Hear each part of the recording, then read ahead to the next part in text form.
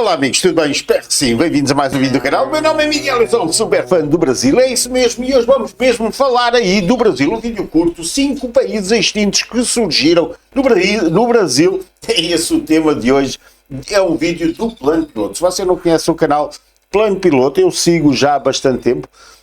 O link para o vídeo original está aí na descrição do meu vídeo. É isso mesmo, é só você baixar aí na descrição do vídeo. Vai encontrar esse título, 5 países extintos que surgiram no Brasil, e por baixo vai ter o link, vai direto a esse vídeo, e desse vídeo você vai para o canal Plano Piloto. É isso mesmo, galera. Espero que vocês gostem deste conteúdo. Espero que você fique por aí, assista ao vídeo e, claro, inscreva-se no canal, deixe o like, deixe a sua sugestão, passe pelo Instagram e siga-nos por lá também. Vou começar mais uma vez a colocar lá mais conteúdo. É isso tudo, galera. Bora para o vídeo e vamos lá conhecer esses 5 países que foram extintos, mas que foram quase países aí no Brasil. Bora lá conhecer essa história.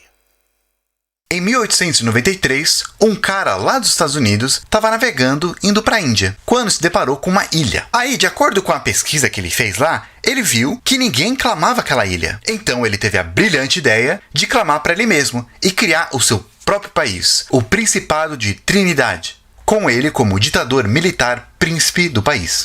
Obviamente, ninguém deu muita bola para esse cara, e esse quase país não deu muito certo. O interessante é que esse país ele foi declarado em território brasileiro.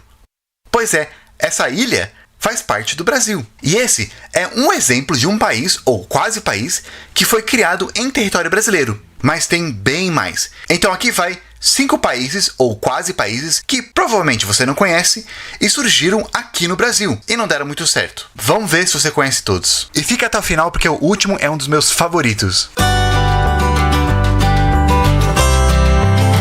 Alô, YouTube! O caso do Principado de Trinidade, eu já comentei sobre ele naquele último vídeo sobre países extintos desconhecidos. Dá uma olhada se você não viu esse vídeo ainda. Aliás, aproveita e vê se você não é inscrito no canal. E se inscreve, é de graça e é um gesto muito simples que mega ajuda o canal e o meu trabalho independente. E a nossa meta esse ano é chegar a 1 milhão de inscritos. Cada gesto simples super ajuda. Beleza, vamos lá. Número 1, União de Jeová. Esse não foi tanto uma tentativa de criar um país independente, e sim mais um estado brasileiro. Mas ele foi um movimento um pouco parecido com o do Antônio Conselheiro, lá em Canudos. Ele aconteceu lá na região da Serra dos Aimorés. Essa região ela fica na fronteira entre o Espírito Santo e Minas Gerais. E na época, os dois brigavam por esse local e não tinham consenso. Alguns grupos indígenas habitaram essa região, mas depois eles foram exterminados. E a área acabou ficando abandonada por um tempo, até que alguns poceiros foram para lá aos poucos e começaram a fazer suas fazendinhas. Aí acabou chegando os fazendeiros de verdade, aqueles caras que compraram as terras, e começaram a brigar, querendo expulsar os poceiros. Até que chegou um cara bem religioso, chamado Udelino Alves de Matos. E ele trabalhou lá no local como professor.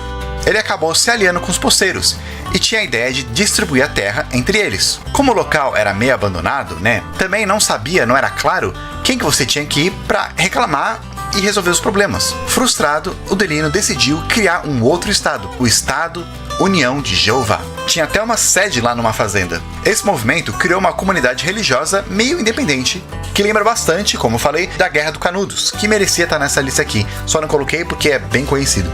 Mas logo depois chegou a polícia, a maioria do Espírito Santo. E junto com os fazendeiros, eles conseguiram expulsar e acabar com a ideia de Udelino, que fugiu para um outro estado. Número 2, Revolta de Ribeirãozinho. Algumas pessoas ainda hoje acham que o Brasil tinha que voltar a ser uma monarquia, como na época de Dom Pedro I e II. Lá no começo do século passado, um pessoal até tentou trazer a monarquia de volta, só que funcionou em uma cidade só. Foi lá em Taquaritinga, que na época se chamava Ribeirãozinho. Tinha um grupo de caras que queria muito restaurar a monarquia no Brasil, e eles começaram a planejar. Então o que eles fizeram? Eles se armaram, foram lá na delegacia, renderam e tomaram conta da cidade.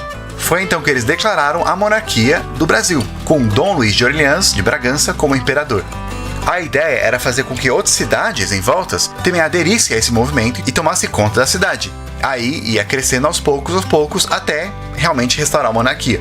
Só que quando eles mandaram telégrafos para outras cidades, falando que eles conseguiram, eles viram que ninguém fez, somente uma outra cidade lá. E o governo do Brasil até tirou sarro deles. Então foi aí que, depois de um dia, a monarquia acabou. De novo, só que lá em Ribeirãozinho. Indo de cidadezinhas isoladas para um dos maiores possíveis países que teria surgido aqui, e surpreendentemente não é tanto comentado nas escolas. Número 3, a Confederação do Equador. Muita gente conhece mais a Revolução Pernambucana, lá de 1817, no período colonial do Brasil. Foi o último movimento que quis se separar de Portugal para instalar uma república aqui no Brasil, antes do Brasil virar independente. Ele também é conhecido como a Revolução dos Padres, e daí que vem a bandeira do estado de Pernambuco hoje. Só que você sabia que essa revolução ela não acabou em 1817. Ela, na verdade, preparou o palco para, em 1924, tentarem de novo criar um país independente, quando declararam a Confederação do Equador. Muitos dos mesmos caras que fizeram a Revolução Pernambucana alguns anos antes, quando teve a independência do Brasil, conversaram com Dom Pedro I e eles combinaram que iam fazer uma constituição lá, todo mundo junto, bonitinha, é legal. Mas Dom Pedro I rejeitou a constituição que eles fizeram e escreveu a dele, que dava bastante poder para o imperador. O pessoal lá de Recife não gostou disso, então começou a se revoltar de novo. O imperador foi tentar resolver isso, mas aí começou uma guerra civil lá em Portugal. Então ele acabou chamando as tropas imperiais para defender o Rio de Janeiro, porque ele estava com medo de ter um ataque lá. Sem tropas imperiais, eles puderam declarar essa confederação mais de boa, com as mesmas províncias fazendo parte dessa nova república: Pernambuco, Paraíba, Rio Grande do Norte e o Ceará. E dessa vez eles também tentaram juntar a Bahia, Maranhão e até o Pará. Mas esse país não conseguiu durar muito não. Pouco tempo depois, Dom Pedro I conseguiu mandar suas tropas, que foram lá e acabaram com a confederação. E como castigo, eles tiraram esse grande pedaço de Pernambuco, que primeiro eles deram para Minas Gerais, mas acabou fazendo parte da Bahia. Imagina se esse país tivesse continuado. Não só teria 2 países com o nome Equador aqui na América do Sul, como o segundo falaria português e potencialmente poderia ser bem grande. Falando em grandeza, vamos agora para o segundo maior estado do Brasil, que é tão grande que chega a ser o tamanho de um país, como Angola, o Pará. De lá que vem o número 4, o estado do Grão-Pará. Nossa, sempre quando eu aprendia sobre a história do Brasil, a colonização dos portugueses, eu e muitas pessoas sempre imaginava o Brasil sendo uma colônia só, né? Uma coisa mais unificada aqui. Mas na verdade, por grande parte do tempo, as partes do norte do Brasil eram consideradas com outro governo diferente do resto do Brasil. Basicamente a sua própria colônia. Sim, era tudo colônia dos portugueses, mas as cidades principais eram tão longe uma das outras que eles resolveram separar em 2 administrações diferentes, 2 estados. O estado do Brasil, que vinha do Nordeste até o Sul, e o estado do Maranhão, que era basicamente o norte todo. Para eles, era muito mais fácil reportar direto para Portugal do que para o vice-reinado do Brasil. No começo, a capital do estado do Maranhão era lá em São Luís, e englobava o que hoje é o Maranhão, Pará e toda a região da Amazônia, com Amazonas, Rondônia e Amapá. Com o tempo, o Pará foi ficando mais importante, sendo a porta de entrada para o Amazonas. Tanto que mais tarde eles mudaram o nome de Estado do Maranhão e Grão-Pará, e depois Estado do Grão-Pará em Maranhão, e aí mudaram a capital para Belém, para finalmente separarem, tirando o Maranhão, virando o Estado do Grão-Pará e Rio Negro. E foi assim, gente, por séculos. Somente muito tempo depois, quando o Brasil ficou mais importante, que eles decidiram juntar tudo, lá em 1774. Apesar que, para alguns historiadores, o Grão-Pará continuava reportando direto para Portugal, mas isso é bastante debatido. Meus amigos, vídeo interessante, um vídeo curto aqui.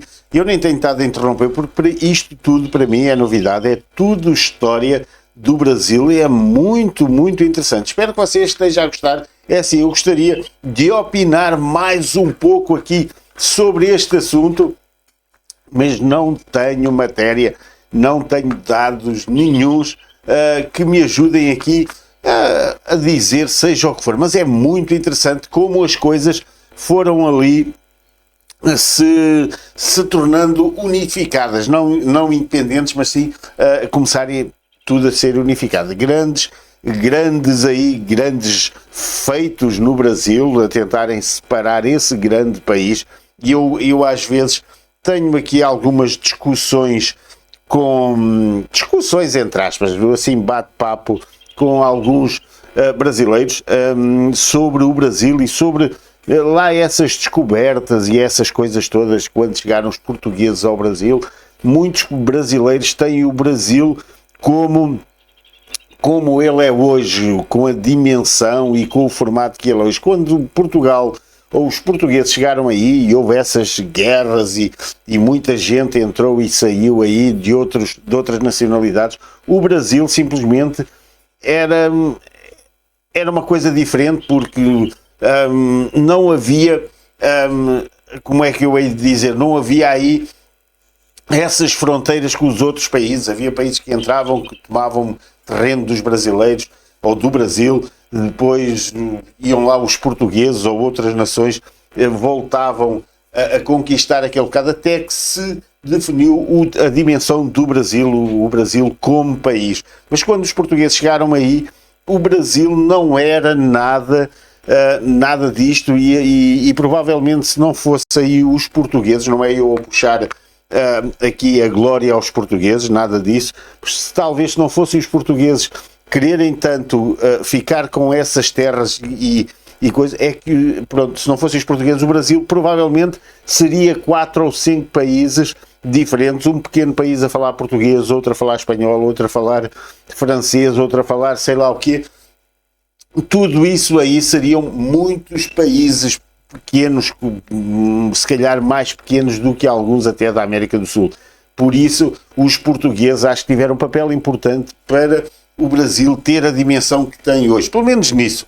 O resto, já não sei, não meto a mão na fogueira, como se costuma dizer, não sei se foi bom, se foi mau, mas pelo menos para isso eu tenho uma perspectiva de que Portugal ajudou muito o Brasil a ter a dimensão que tem hoje. É assim, se eu estiver errado, corrijam-me aí, eu aceito todo o tipo de crítica, você sabe disso, desde que não seja aquela crítica má que tenta às vezes destruir as ideias e aquilo que nós vemos de bom nas coisas. Eu, quando olho para alguma coisa, tento tirar o que ela tem de bom e não dizer logo que essa coisa é má. Tento sempre ver pelo lado positivo. É isso mesmo. Vamos lá continuar a ver o resto deste super vídeo. De qualquer maneira, por serem mais próximos a Portugal, muitos não aceitaram a independência do Brasil quando chegou lá em 1822. Somente um ano depois que surgiu o Império Brasileiro, que eles mandaram forças lá para juntar tudo e criar uma província do Império, a província do Grão-Pará. O pessoal de lá tinha uma mistura daqueles que queriam ficar com o Brasil, aqueles que queriam voltar a ser parte de Portugal e também aqueles que queriam ser independentes. E muitos desses separatistas que queriam ser independentes, alguns anos depois, acabaram inspirando uma revolta que ficou conhecida como Cabanagem. Essa revolta ela foi liderada por alguns grupos da elite que queriam se separar e também teve apoio de muita gente da população, especialmente índios e pardos. Muitos de lá se sentiam esquecidos do resto do Brasil. Eles estavam muito longe da capital e tinha muita pobreza lá. Então, no dia 5 de janeiro de 1835, um grupo invadiu o palácio do governo do Grão-Pará e acabaram matando o governador da província, cortando a união deles com o resto do Brasil. Mas essa revolta, como vocês devem imaginar, não durou muito tempo e ela foi reprimida pelo governo regencial, que foi lá e massacrou muita gente. Tem muito para falar desse estado, ou até quase país, que não dá para falar numa parte de um vídeo só. Então eu deixei alguns links aqui embaixo se vocês quiserem explorar mais. Por último, o caso que eu achei mais engraçado, vamos voltar a ser pequenos lá para a República de Manhuaçu. Em Minas Gerais tem um município chamado Manhuaçu. Lá em 1890 tinha um cara que morava lá e se achava bem importante, o Coronel Serafim da Costa. Na cidade, ele ficou conhecido trabalhando como coletor de impostos, até que depois ele foi promovido a delegado. Aí, em 1892, ele foi eleito prefeito de São Lourenço do Manhuaçu. Legal. 4 anos depois, ele foi tentar se reeleger. Só que, para surpresa dele, ele perdeu para um padre. Ele ficou indignado, falando que houve fraude. Ele foi lá reclamar para o governador do estado de Minas, que não deu muita bola. Mega bravo, ele voltou para Manhuaçu e quase foi preso, ou chegou a ser preso. Ele tinha matado um cara lá. Só que ele conversou com o delegado, ficou amiguinho dele, e conversou com outros 800 homens, convencendo eles de cercar a cidade, não deixando ninguém entrar nem sair. É aí que ele declarou a independência do Brasil, criando a República de Manhuaçu. Eles até fizeram uma moeda local, o boró. O governador do estado mandou suas tropas para acabar com isso, mas eles perderam contra os rebeldes. Parecia que ia dar certo. Só que não. O governador pediu então a ajuda do governo federal, que mandou lá um monte de tropas. Vendo a besteira que eles fizeram, o coronel fugiu para o Espírito Santo e é assim que acabou a nova república, que durou apenas 22 dias. E é isso aí, 5 quase países que surgiram aqui no Brasil. 2 menções honrosas. Uma é a República Guarani. Essa a gente aprende um pouco mais na escola. Na época do Brasil colônia, vários padres jesuítas vieram para cá para catequizar os índios. Eles fundaram várias vilas, chamadas de missões, que ficaram muito bem organizadas, chegando a um ponto que ficaram bem autônomas, eles tinham tudo lá e conseguiam se virar muito bem. Em tese, eles eram de Portugal ou da Espanha, mas os historiadores comentam que eles reportavam mais para o Vaticano. Se eles não tivessem sido massacrados, principalmente pelos bandeirantes, talvez com o tempo teriam formado seu próprio país, ou até países. Outro caso bem conhecido é o Quilombo dos Palmares, formado por escravos que fugiram lá no Nordeste do Brasil, lá no que hoje é o estado de Alagoas. Só que eles também acabaram sendo extintos depois. É claro, gente, que eu não me esqueci da Guerra dos Canudos, Revolução Farroupilha, República Juliana, e é claro, o mais famoso que é o Uruguai, que até acabou virando um país, apesar que o caso dele foi um pouquinho diferente, mais coisa da Inglaterra, enfim. Esses casos e alguns outros, eles são mais conhecidos, por isso que eu não coloquei na minha lista. Não quer dizer que eles não mereciam estar aqui. Também tem aquele caso do Acre, que ficou independente lá no começo e depois se juntou ao Brasil. Mas eu já mencionei em um outro vídeo meu. Esses 5 que eu separei aqui são os que eu mais me surpreendi, principalmente esse último aí. Mas o que mais não falta na história do Brasil é movimentos separatistas. Se vocês gostaram desse vídeo e querem uma parte 2 ou vídeos parecidos, dá um like e comenta aqui também, senão fica difícil de saber se vale a pena continuar com uma série. Então curtem, comentem, compartilhem com outras pessoas, tudo para ajudar a alcançar mais gente. Quanto mais popular o vídeo ficar, mais provável de acontecer uma parte 2, ou uma continuação com alguma outra coisa. E por enquanto, gente, é isso aí. Vou ficando por aqui, nos vemos na próxima. Meus amigos, e o vídeo foi este, 5 quase países aí no Brasil. Bastante interessante e bastante diferente da história de muitos outros países. E como eu disse, provavelmente, se não fosse aí a intervenção de Portugal e de outras coisas, eu não sei se por bem ou se por mal, não sei qual é a vossa opinião, mas pelo menos o Brasil ficou dessa super dimensão, esse super país, esse super continente que é brutalíssimo, lindo e que eu amo. É isso tudo. Já tinha saudades de dizer que eu amo o Brasil. É isso, galera. É isso mesmo. Então, olha, espero que você tenha gostado. Inscreva-se no canal, deixa o like, deixa a sua sugestão e, claro, já fica aqui encontro marcado para o próximo vídeo. É isso mesmo, galera. Então, até já. Bye!